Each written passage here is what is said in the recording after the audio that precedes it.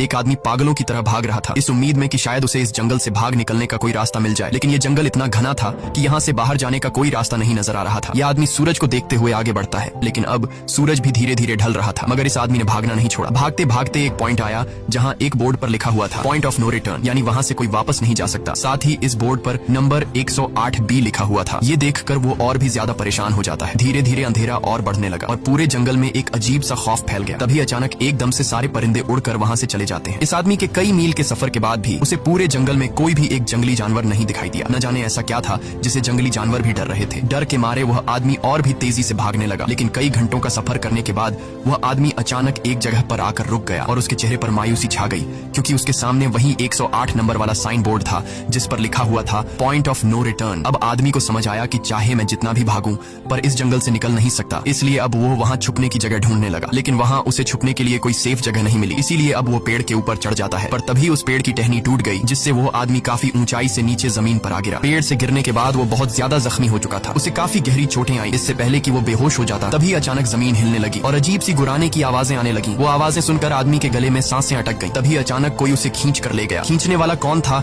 ये नहीं दिखाया गया, लेकिन हमें उस आदमी की दर्द भरी चीखें सुनाई दी गई। इस इंसिडेंट के 6 दिन बाद हमें शहर में मीना नाम की एक लड़की को दिखाया जाता है जो एक बर्ड शॉप में काम करती है। तभी उसका बॉस आता है और मीना को एक गोल्डन पैरट को शहर से दूर एक जू में डिलीवर करने का ऑर्डर देता है। मीना बॉस की बात को मानते हुए अब उस पैरट को डिलीवर करने जाती है। मीना गाड़ी में बैठकर अपने मोबाइल में उस जू का लोकेशन सेट कर लेती है और अपने सफर पर निकल पड़ती है। शहर से बाहर निकलने के बाद वो एक बोर्ड पर बहुत सारे लोगों के मिसिंग फोटोज देखती है, यानी वहाँ पर कई सारे लोग गायब हो चुके थे। लेकिन मीना उन पर ज्यादा ध्यान नहीं देती और आगे बढ़ने लगती है। आगे बढ़ते दौरान मीना शॉर्टकट लेते हुए जंगल के रास्ते से गुजरती है ताकि वो जल्दी से इस पैरट को जू तक डिलीवर कर दें, और वो पहुंच गई जंगल के बीचों बीच। ये वही जगह है जहाँ हम पहले एक आदमी को गायब होते देख चुके हैं। वहाँ आकर मीना बुरी तरह से फंस चुकी थी। वो अपने मोबाइल पर मैप देखती है, लेकिन वहाँ मोबाइल के सिग्नल नहीं आ रहे थे और उसके कार का रेडियो भी काम नहीं कर रहा था। मीना अब वहाँ से वापस निकलने लगी, लेकिन अब उसे वहाँ से बाहर निकलने का रास्ता समझ नहीं आ रहा था। थोड़ी देर बाद मीना की गाड़ी भी खराब हो गई। मीना गाड़ी से बाहर निकलती है और उसे सामने लगा हुआ वही पॉइंट ऑफ नो रिटर्न वाला बोर्ड दिखाई देता है। मीना को कुछ समझ नहीं आता, इसीलिए वो पैरट के पिंजरे को हाथ में लेकर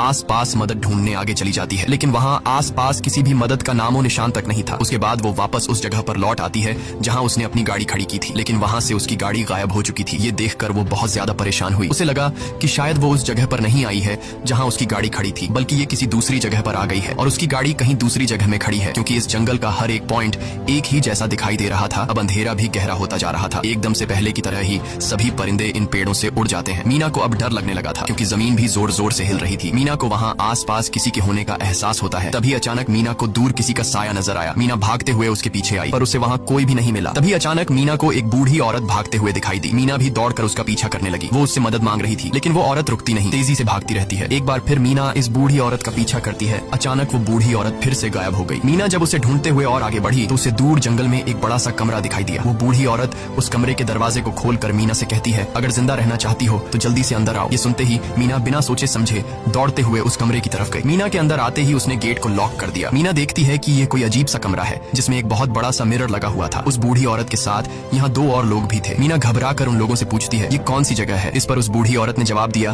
कि इस जगह को हम दी कोब कहते हैं। मेरा नाम है मैडलन, ये लड़की है कियारा और इस लड़के का नाम है डेनियल। बूढ़ी औरत मीना से कहती है कि अभी बातचीत का वक्त नहीं है, तुम जल्दी से हमारे साथ मिरर के सामने खड़ी हो जाओ, क्योंकि कोई हमें देखने आने वाला है। मीना पूछती है आखिर हमें कौन देखने आ रहा है, तो वो बूढ़ी औरत उससे कोई जवाब नहीं देती। एकदम बाहर से अजीब सी आवाजें आने लगी। मीना डर के मारे पूछती है कि ये आवाज किस चीज की है, तो कियारा मीना को बताती है कि इन्हें हम वॉचर्स कहते हैं। वे शीशे के दूसरे ओर से हमें देख रहे हैं, पर हम उन्हें नहीं देख सकते। वे हर रात सूरज ढलने के बाद यहाँ आते हैं और हमें देखते रहते हैं जब तक सुबह का सूरज नहीं निकल आता। तभी शीशे के दूसरी तरफ से शोर आने लगा। मीना पूछती है ये शोर कैसा है? उस बूढ़ी औरत ने बताया कि वॉचर्स तुम्हारे आने से खुश हैं, तुम्हें यहाँ देखकर तालियां बजा रहे हैं। मीना बुरी तरह से कंफ्यूज थी। वो जल्द से जल्द यहाँ से निकलना चाहती थी। मैडलन जिन्हें वॉचर्स कह रही थी, न तो अब तक मीना ने उन्हें देखा और न ही किसी और ने देखा था। रात गुजर जाती है। सुबह होने पर ये लोग उस जगह से बाहर निकल आते हैं। मैडलेन बताती है कि वे वॉचर्स सिर्फ रात में ही बाहर निकलते हैं, दिन के वक्त हम लोग जंगल में आजाद घूम सकते हैं। मीना रात भर यही सोच रही थी कि कब सुबह होगी और जल्दी से मैं इस जंगल से बाहर निकल जाऊं, इसीलिए वह फौरन जंगल से बाहर निकलने का रास्ता ढूंढने लग जाती है। तब मैडलेन बाकी सबको उसे रोकने से मना कर देती है, जैसे कि वह जानती हो कि मीना इस जंगल से बाहर नहीं निकल सकती और वह जरूर वापस आएगी। बस मीना को जाते हुए मैडलेन बताती है कि तुम्हारा यह फैसला अच्छा नहीं है, इस जंगल से बाहर निकलने का कोई रास्ता नहीं है। रात होने से पहले हमें इस घर में वापस आना पड़ता है, अगर तुम लेट हो गई तो तुम अपनी जान से हाथ धो बैठोगी। मीना किसी की बात नहीं सुनती और अपने पैरट को लेते हुए तेजी से आगे बढ़ती है। थोड़ा सा आगे बढ़ने पर उसे वहीं पॉइंट ऑफ नो रिटर्न वाला साइन दिखाई देता है। उसे देखकर वो घबरा तो गई, लेकिन उसने हिम्मत नहीं हारी और सूरज को देखकर सूरज की डायरेक्शन में आगे बढ़ती रही, पर जंगल से निकलने में कामयाब नहीं हो सकी। आगे चलकर रास्ता ही खत्म खत्म हो गया। मीना ने देखा कि वो एक पहाड़ के टॉप पर खड़ी है, जहाँ से आगे दूर दूर तक जंगल के सिवा कुछ भी नहीं था। इसीलिए वो मायूस होकर नीचे बैठ जाती है। तभी अचानक उसके कंधे पर किसी ने हाथ रखा। वो डर गई और जब उसने पीछे मुड़कर देखा तो वो बूढ़ी औरत मैडलेन थी। यहाँ मैडलेन उसे हौसला देती है और कहती है कि सिर्फ तुम ही नहीं जिसने यहाँ से निकलने की कोशिश की और हार गई, हम भी तुम्हारी तरह ही हार कर यहाँ रुके हैं। यहाँ से बाहर निकलने का कोई रास्ता नहीं, चलो मैं तुम्हें कुछ दिखाती हूँ। मैडलेन मीना को जंगल की तरफ लेकर जाती है। मैडलेन मीना से कहती है ये जंगल एक शिकारी है और हम सब उसका शिकार, अगर जिंदा रहना चाहती हो तो हमारे साथ ही रहो। मैडलेन उसे पॉइंट ऑफ नो रिटर्न वाले काफी सारे साइन बोर्ड दिखाती है जो कि जंगल के चारों तरफ गोल घेरे में लगे थे और उनके बीच में था उनका कमरा। मैडलेन बताती है कि ये हमारे घर से आधे दिन के फासले पर लगे हैं, अगर इसे आगे गई तो वापस लौटना मुश्किल हो जाएगा, इसलिए कभी भी यह तुम्हें नजर आए तो तुम इन्हें इग्नोर मत करना। मीना पूछती है ये सब किसने बनाया, तो वो जवाब देती है ये एक प्रोफेसर ने बनाया है, लेकिन अब तक उसे किसी ने देखा नहीं है। अब रात हो जाती है, ये लोग वापस उस घर के अंदर आ जाते हैं। हर रात वॉचर्स उन्हें देखने के लिए आते थे। आज कियारा नामी लड़की उनके सामने डांस करती है और कहती है ये सब उन्हें पसंद है। ऐसा नहीं था कि इन चारों को हर रात वॉचर्स के सामने खड़ा ही रहना पड़ता था। ये लोग जो चाहते वह कर सकते थे, बस ये लोग उनकी तरफ अपनी कमर नहीं कर सकते थे। ऐसा करने पर वो लोग बहुत ज्यादा गुस्सा हो जाते थे। रात में तो उन्हें सिर्फ वॉचर्स का मसला था, लेकिन दिन में भी उन्हें बहुत मुश्किलों का सामना करना पड़ता था। ये लोग जंगल से हर रोज अपना पेट भरने के लिए कुछ न कुछ शिकार करके लाते थे,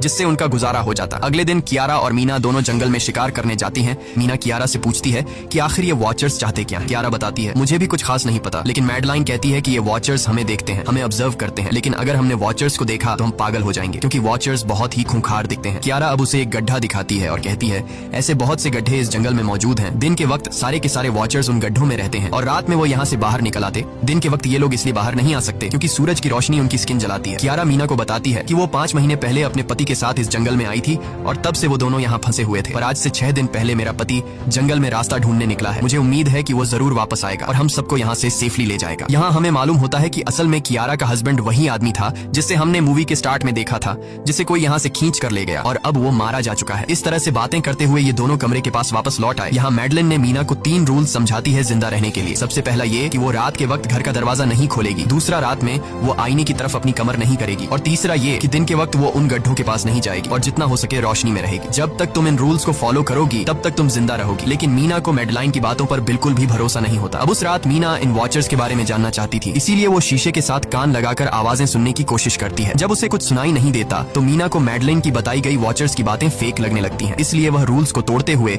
अपनी कमर को शीशे की तरफ करके सो जाती है और ऐसा करने पर इन वॉचर्स को गुस्सा चढ़ जाता है। वो लोग जोर जोर से उस शीशे को मारने लग जाते हैं। शोर से मैडलाइन भी उठ जाती है और वह जल्दी से मीना को शीशे की तरफ खड़े रहने को कहती है और तब जाकर वो वॉचर्स का गुस्सा शांत होता है। यानी जब इंसान वॉचर्स को अपनी पीठ दिखाते हैं तो वह उसे खुद की इंसल्ट मानने लगते हैं। ये रात भी गुजर जाती है और अगले दिन मीना डेनियल के साथ शिकार पर निकलती है। वो डेनियल से पूछती है क्या आज तक तुमने किसी वॉचर को देखा है, जिस पर डेनियल ने जवाब दिया कि मैंने भी आज तक वॉचर्स को नहीं देखा और जो भी वॉचर्स को देखता है वो जिंदा नहीं बच पाता। तब मीना डेनियल को समझाती है कि मुझे लगता है कि ये सब मैडलाइन की बनाई हुई कहानियां हैं जिसके अंदर वो हमें फंसा रही है। हमें जरूर उन गड्ढों को जाकर चेक करना चाहिए, शायद हमें यहाँ से बाहर जाने का कोई रास्ता मिल जाए। डेनियल भी यहाँ रहकर बहुत ज्यादा तंग हो चुका था और वो भी किसी तरह से रास्ता ढूंढकर इस जंगल से भाग निकलना चाहता था, इसलिए वो मीना की बात मान लेता है और वो दोनों गड्ढे के पास पहुंच जाते हैं। अब मीना अपने आप को रस्सी से बांधकर इस गड्ढे के अंदर उतरती है। रस्सी का दूसरा सिरा डेनियल ने पकड़ा हुआ था ताकि अगर मीना को कुछ भी हो वो जल्दी से मीना को बाहर की तरफ खींच ले। मीना नीचे गड्ढे में पहुंच जाती है जहां उसे बहुत सारा इंसानों का सामान मिलता है। मीना उस सामान को इकट्ठा कर लेती है। ये सारा सामान उन लोगों का था जो जंगल में वॉचर्स के शिकार हो चुके थे। डेनियल रस्सी के सहारे कैमरा, साइकिल और जरूरत का सारा सामान को बाहर ले आता है। मीना अब नीचे इंतजार करती है कि डेनियल कब रस्सी नीचे फेंकेगा और मैं ऊपर चली जाऊंगी। और इससे पहले कि मीना उस गड्ढे से बाहर निकल पाती उसे गड्ढे के अंदर किसी के आने की हलचल सुनाई देती है। मीना जल्दी से डेनियल को रस्सी नीचे फेंकने की आवाज देने लगती है, लेकिन तभी मीना को पकड़ने के लिए एक वॉचर का हाथ बढ़ने लगता है। पर मीना धूप में खड़ी थी, इसलिए जब उस वॉचर के हाथ पर सूरज की रोशनी पड़ी तो उसका हाथ जलने लगा। इतने में डेनियल ने नीचे मीना के पास रस्सी फेंकी और मीना फौरन जल्दी से बाहर निकल आई। मीना पूरी तरह से डर गई थी। ये लोग उस सारे सामान को लेकर अपनी सेफ हाउस में आ गए जहाँ मैडलेन ने उससे पूछा ये सामान तुम्हें कहाँ से मिला। ये लोग झूठ बोल देते हैं कि ये सामान उन्हें इस जंगल से मिला। मैडलेन को इस जंगल में रहते हुए बहुत अरसा गुजर चुका था। वो जानती थी कि ये सामान उसे जंगल से नहीं बल्कि एक गड्ढे से मिला होगा। वो मीना से पूछती है बताओ तुमने गड्ढे के अंदर क्या देखा, लेकिन मीना उसे कुछ नहीं बताती। ये लोग बहुत खुश थे कि आज रात ये लोग वॉचर्स को देख पाएंगे क्योंकि मीना को गड्ढे के अंदर एक कैमरा मिला था। डेनियल किसी तरह जुगाड़ करके उस कैमरा को टीवी के साथ अटैच कर लेता है ताकि ये लोग भी टीवी पर वॉचर्स को देख पाए। मैडलेन बार बार उन्हें समझाती है कि ये तुम लोग गलत कर रहे हो, लेकिन ये दोनों उसकी एक बात भी नहीं सुनते। आज रात ये लोग वॉचर्स के इंतजार में बैठे थे ताकि उन्हें वो देख पाए, लेकिन काफी रात होने के बावजूद भी आज कोई वॉचर उन्हें देखने नहीं आया और अब कुछ देर बाद उनके साथ कुछ अजीब सा होने वाला था। ये लोग बातचीत में मसरूफ थे कि तभी उनका दरवाजा खटखटाया जाता है, यानी दरवाजे पर किसी ने दस्तक दी। उन्होंने जल्दी से टीवी की तरफ देखा तो वहाँ उन्हें इंसानी टांगे दिखाई दे रही थी। बाहर जो कोई भी था वो कियारा के हस्बैंड की आवाज में बात कर रहा था था और वो जल्दी से दरवाजा खोलने को कह रहा था। कियारा को लगा कि जरूर उसका हस्बैंड यहाँ से बाहर निकलने का रास्ता ढूंढ आया है। वो जल्दी से उठकर दरवाजा खोलने के लिए जाती है, लेकिन मैडलिन बीच में आकर दरवाजा खोलने नहीं देती। वो कहती है कि मैं जानती हूँ बाहर तुम्हारा हस्बैंड नहीं है, क्योंकि मैडलिन जानती थी कि रात के इस अंधेरे में कोई भी इंसान इस कमरे तक नहीं पहुंच सकता। लेकिन कियारा को मैडलिन की बातों पर यकीन नहीं होता और वो दरवाजा खोलने की कोशिश करती है, जिसके बाद मैडलिन कियारा से कहती है कि वो तुम्हें फंसा रहा है, तुम उसका इम्तिहान ले लो, तुम उसे कोई ऐसी बात पूछो जिसके बारे में सिर्फ तुम या तुम्हारा हस्बैंड जानता हो। कियारा बाहर खड़े हुए इंसान से एक किताब के बारे में सवाल करती है, जिसके बारे में उसे पता होना चाहिए था। लेकिन जब बाहर खड़ा हुआ इंसान कोई जवाब नहीं देता तो ये समझ जाते हैं कि ये वॉचर ही है। ये लोग जब दरवाजा नहीं खोलते